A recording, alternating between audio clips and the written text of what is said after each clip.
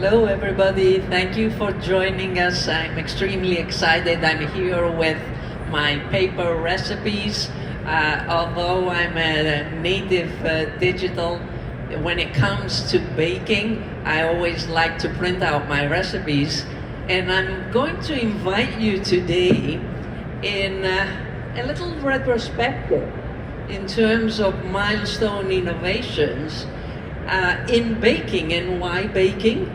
Because we're all interested today in how to bake generative AI into banking. So bear with me and follow me in looking back at milestone innovations in baking that actually preceded banking innovations. I mean, banking innovations basically started around the 1950s with the cards. And then we had, mobile, and here we are today. But in baking, in the mid-19th century, we had a milestone innovation that was the discovery or the creation, if you like, of baking powder. And baking powder is a milestone that you should pay attention to because it offered efficiencies, it standardized baking, it was quality control, and it was adopted both by enterprises and retail. And later in the 20th and 21st century, we got all these ovens and smart mixers, and those brought baking to another level. And then later on, we got into personalization and cake mixes, making it easy for everybody to create their cakes. So we're going to be talking about baking ingredients, what kind of labs you set up, and how you're going to innovate, because in baking today, we are really heading to molecular gastronomy. What that means is delightful tastes, customer experiences that we've never seen before, combinations that we've never seen before, not only in terms of presentation, but also texture and so on. Things that were not possible before. And that's where we are at in banking. And I have a brilliant panel here. We'll be discussing these topics. Let me start with briefly introducing and diving into our conversation Tyler Pichach, who is heading the worldwide banking strategy practices at Microsoft. Thank you for joining, Tyler.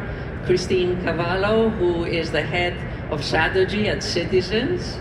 And Uljan Sharka, who is the founder of iGenius, and we'll have the opportunity to talk about what you're offering with your LLMs for business intelligence. So let's start about talking, this milestone of baking powder that really created these efficiencies. Is that where we are today with generative AI in banking? We're starting as if we have suddenly baking powder, but we have the vision to go to molecular gastronomy. What do you think, Uljan? Thank you so much. I'm so happy to be here. So I think that that's an amazing analogy because the AI is the most sophisticated technology that we have ever built. Success is in the details, and like baking, it's all about the process. It's about understanding how to blend ingredients together. It's about understanding which flour to use, in this case, which LLM to use. Can we use a flour that's good for all cakes? Do we need something that is more domain-specific and fine-tuned to financial services? Or even get deeper into maybe a specific use case within the bank? So I think that by making that analogy, we can break down what are the ingredients for success for AI, and that we can actually plan a progressive implementation, which of course, today AI is actually unleashing our dreams and it shows great potential, but there is a lot of work to be done. So thinking of it like a process of not just about the content, but also the tools that you need in order to build that perfect cake. And the people that work in the process is the most important thing. It seems to me that generative AI is general purpose productivity. That's its use at this point. But you're already mentioning that maybe we are, talking about different types of LLMs, specific use cases. But let's go to the core raw material. I like to think of butter and flour and eggs and sugar, right? Those are core for baking. And the analogy is we have textual data, we have structured data or unstructured numeric data. It may come from reports, it may come from social. There's all that mix. What kind of core ingredients are you starting, Christine, to use in what you're doing with generative AI at Citizens? Yeah, sure. So to start, I head up strategy for a division at Citizens called the Enterprise Experience Organization. And our division, our purpose is to really look to build capabilities and solutions that are future forward for all of our customers, whether that's within consumer, business banking, or commercial. And so part of that is to drive our strategy related to data analytics and, of course, generative AI. I believe that finance is extremely fit for purpose for generative AI. We're in the business of making people money, moving money, lending money, protecting money. It's both unstructured and unstructured data. And we're at a point on our journey where we are very much looking at areas of efficiency and productivity. When I think about the ingredients, I might twist the analogy a bit to say, we're also thinking of the various chefs, if you will, in the kitchen. And part of my job is to think about programmatically, how do we build this and how do we build our journey to make sure that we're thinking through all the various other aspects that need to come along with the technology. So, you have a chef that's focused on change management within your organization. We have a chef that is also focused on risk and cyber. We have a group that's also looking at talent and training and how do you communicate to your organization the way that we're going to move through this. So we've really been very thoughtful on how to kind of build that programmatic view, supporting all of the various use cases that we're building today. So the focus has been first on how to organize the kitchen staff. Exactly. For the baking, really, and who's the head chef, who are the line cooks, who is what they call the kitchen porter, and so on. That's been your priority. I would also add, we're also very conscious of the risk too, and we've been very thoughtful on how we're building out our program. So we also have what we call a generative AI council, where we will have folks across our businesses and stakeholders bring forward their use cases, bring forward their business case for what they want to pursue. But then all of that is essentially reviewed by our generative AI council. And that's been, I think, a tremendous value as well. And it's made up of key leaders across risk, HR, the business itself, data and analytics, and also across the business. And I think that's been helpful for us as well. Tyler, are you providing ovens and mixers for everybody to start their journey, and maybe some recipes or guidelines in terms of, baking time, tips? Yeah, so I think one of the cool things at Microsoft is we get to do what we call eat our own dog food. So we get to test things early and figure out what works and what doesn't work. And then we get to take those learnings or those recipes and be able to talk to our partners and our customers about how they can advance what they do, leveraging the technology as well. And one of those use cases at Microsoft, maybe about a year and a half ago or so, was in our contact center. So we have about 45,000 contact center agents all around the world. They speak lots of different languages. There's just really difficult engineering analysts that work in our contact center, down to simplified payment experiences that have to work through and help our customers, down to how do they support everything in the gaming environment, where on Xbox and so forth. So lots of different roles doing lots of different things, really challenging. And so we launched generative AI to these contact centers, and we thought it was going to take us about 2 years. The first use cases were really around knowledge search and then automating wrap-up notes. We were able to do that change management in about 4 months. And so, like Christine, when you talk about people, from our perspective, the core ingredient to this, we'll talk about two things, but the first one is people. Because we were able to make that kind of rapid change because our people, the ingredients that were actually using the capabilities, loved it so much that we didn't have to push it to them. They pulled it from us. They said, we need to use this. We need to be able to ask questions in our natural native language, get the answer back, even though the knowledge management was in English, get it back in our native language. That was just huge. Like, the people reason for doing it was so important, and that was just a magical part of the process. So people for sure. The second thing, again, Christine, we'll go back to which I love that you guys are doing, is around governance. So obviously at Microsoft, we have a huge governance control framework around all of our businesses as we use and eat our own dog food, but also as we talk to our customers. And having a view of what those use cases are across those end cakes that are being baked really comes down to what are those data ingredients that can be used across them. In other words, if you can get your data estate set up in the right way, this is where the magic can happen then to unlock all of the great use cases. But you're not going to get to that unless you have a core governance structure in the way that you talked about. Absolutely. I would also just add to that, Tyler, that part of what's been a benefit for us having that governance and that structure is that we can then start to look at the host of all of the use cases, and I'm sure everyone else has a mountain of various use cases at their companies that they're thinking about. But how can you then start to build once and scale? And that's also been tremendously helpful for us, is to really identify where are those areas of unlock, whereas instead of just kind of going down the row of 200 some odd use cases that you're trying to achieve. Christine, would you say that you've kind of set up a culinary academy within Citizens? And if that's so, is it sort of some people have to attend, it's open to others? How should we think of that?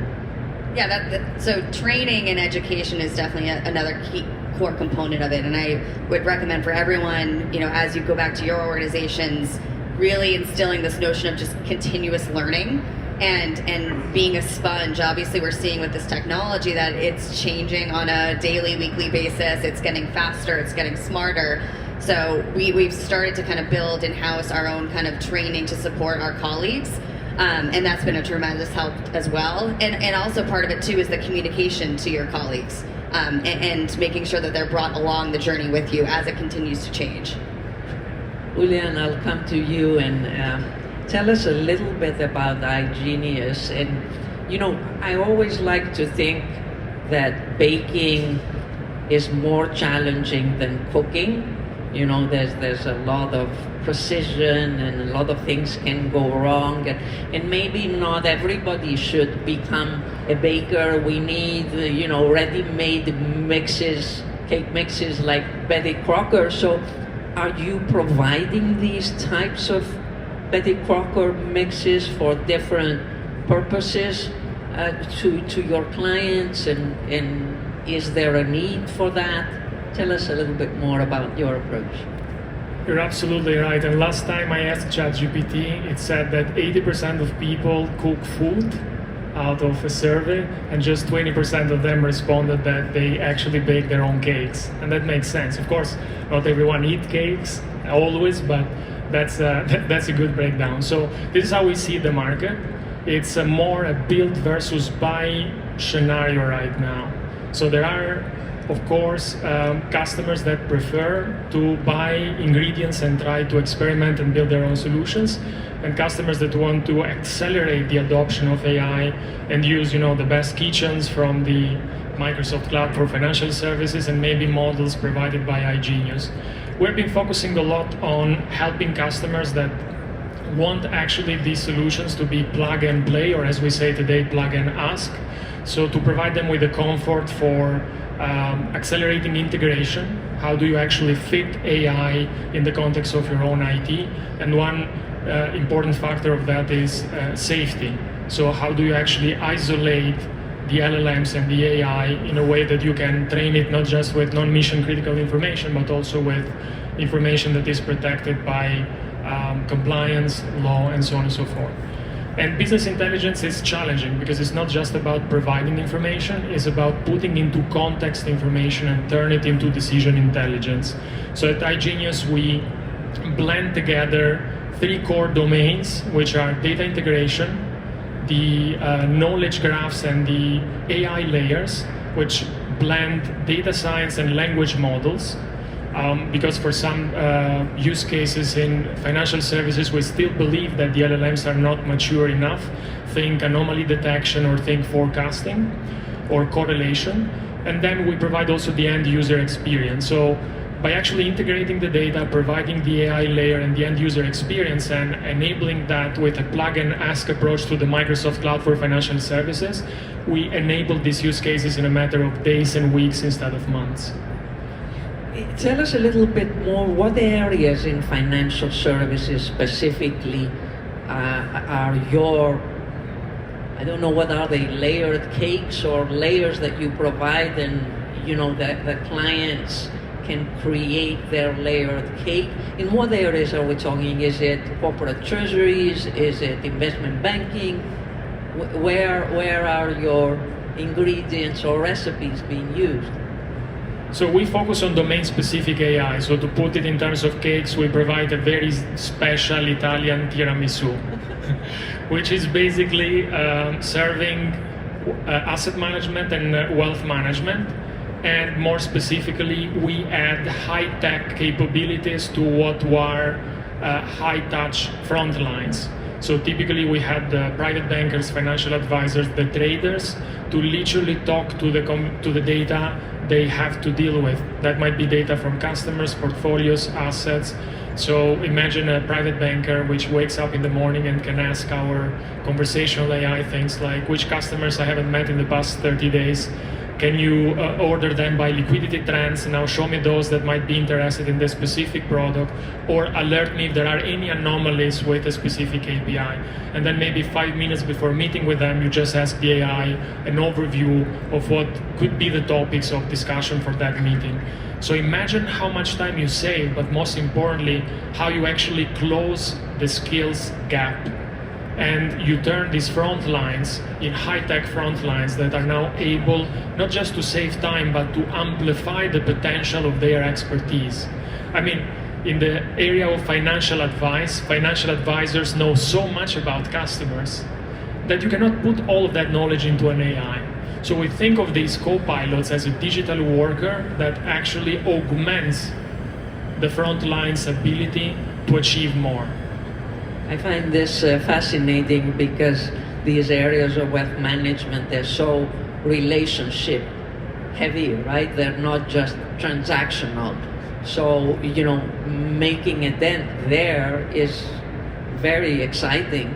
The core ingredients that you're using are is it data, numerical data, textual data, both? So this is about innovating trust.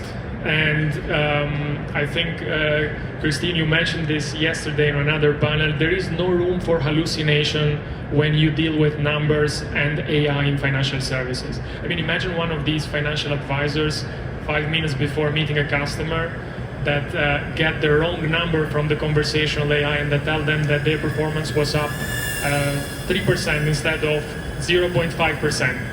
So that's not acceptable. So the way we blend these ingredients together, it's a more holistic approach where the data is at the center of it, but we focus a lot on system integration in addition to AI. So how do we actually, for example, leverage AI to humanize the user interface, to orchestrate the data science, but while keeping the queries, for example, towards these sources 100% safe with what has been already certified systems over the past 20 years. So this blend of language models and data science is what makes our solution special.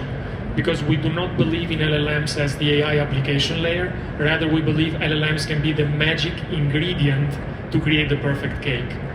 What I'm hearing from you is that baking has always been a chemical reaction, right? It's chemistry, but when we think of molecular gastronomy, it is combinations and fusions that were not possible before, and therefore experiences that were not possible before.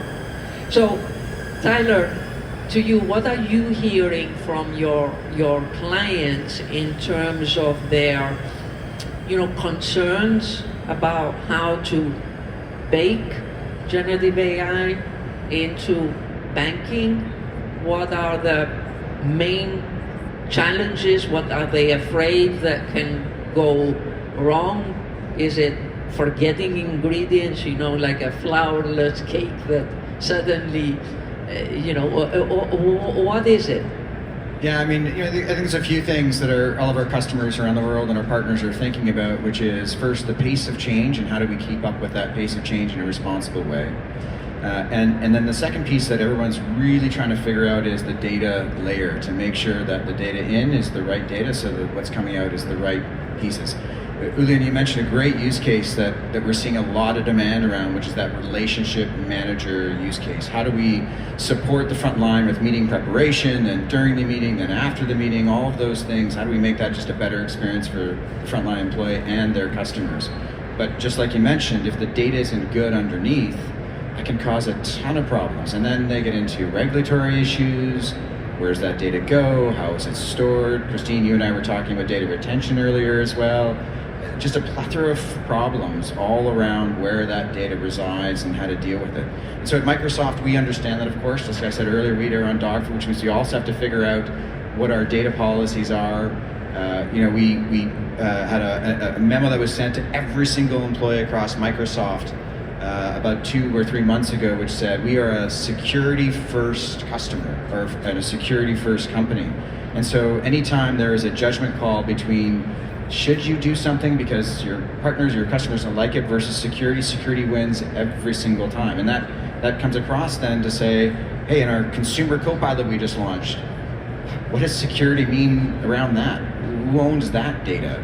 Right? When we talk about to our customers about the use cases they need to accelerate all these great use cases like the wealth management one, how is the data going to reside so it provides the right information? So there's lots of tools and capabilities that Microsoft is providing, and even more so that our partners are providing. And so bringing those assets together to have a core conversation with our customers like citizens is really the sweet spot in terms of getting the ingredients right to make those use cases happen. We're early in the journey, clearly, right, of towards this molecular gastronomy world where when we get there, we probably won't even be able to imagine how we were operating before in this, current world. But there's a journey. We don't know how long it will take, right? But we understand that we're heading, that's where the puck is headed. So the question to you is, if molecular gastronomy is where we're going, and right now we just have baking powder, what will it take to get there? Is it about specialized ingredients? Is it about advanced new tools, the new mixers, new technology like the ovens that need to be there? Is it about new rules like the FDA approving that this is hygiene and not risky to go to the market? Is it about customization and personalization? What will it take for us to move forward? So I'll start. So one of the things that Effie and I were joking about in an earlier conversation is, imagine we're all done with this conference, we're going to some fancy molecular gastronomy restaurant, and we're sitting down, and the food is completely different. The ingredients that are used are completely different. Maybe it was made faster, but no matter what, you're still likely to have a human come as a server and serve your food. You probably are still going to have some humans in the back that are making the food. And your point earlier, Tyler, about just continuing to kind of eating your own dog food. So maybe that's a bad analogy right now because now we're at a fancy restaurant. But continuously maintaining that you have a human in the loop is pivotal, I think, to this evolution that we're all going through.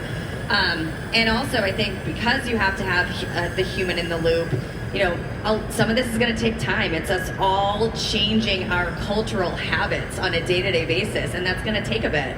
And so I just think that that's a key thing for us all to be aware of. And again, it goes back to the education. It goes back to, how are you continuously thinking of changing your way of operating? And alongside that is going to be, a lot of the amazing technology that comes with it. Yeah, so I agree. I think it's not a technology problem. It really is to move the mountain. It's a people change management process, governance. That's the thing that needs to be done. Because even if there might be a couple of technology areas, we'll solve those.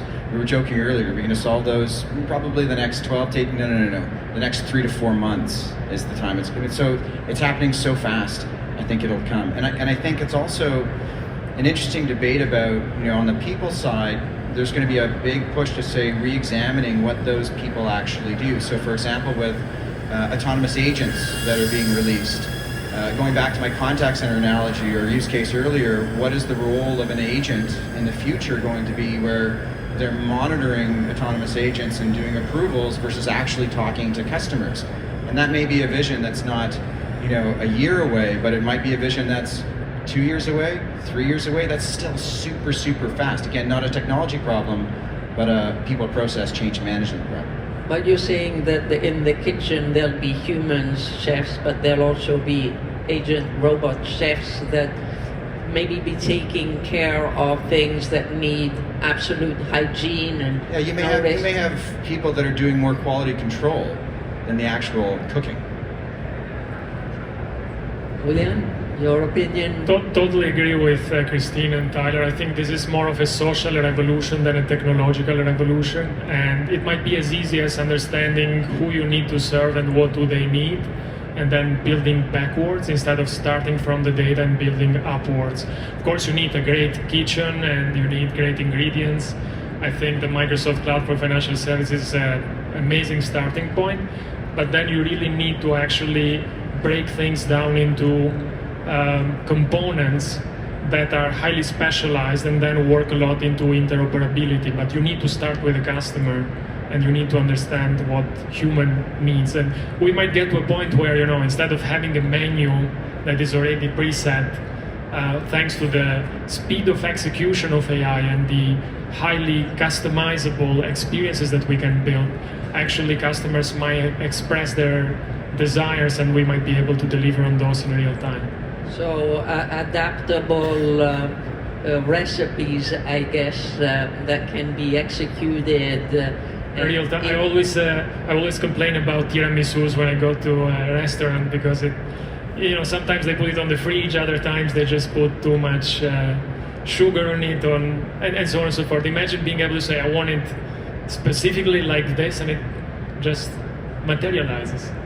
100%. Not only gluten-free, for example, tiramisu, but to your taste, with more coffee, with less coffee, with more cream, and so on. Last words before we close? Yeah, really quickly, I kind of think of what the super app of the future is going to be, and I loved how you talked about the tiramisu because it's now customers are going to be able to create their own experiences across so many different platforms, so many different services, exactly what they need. I mean, this is the super app. This is the new super cake, I think, of what the future is going to hold. Thank you very much.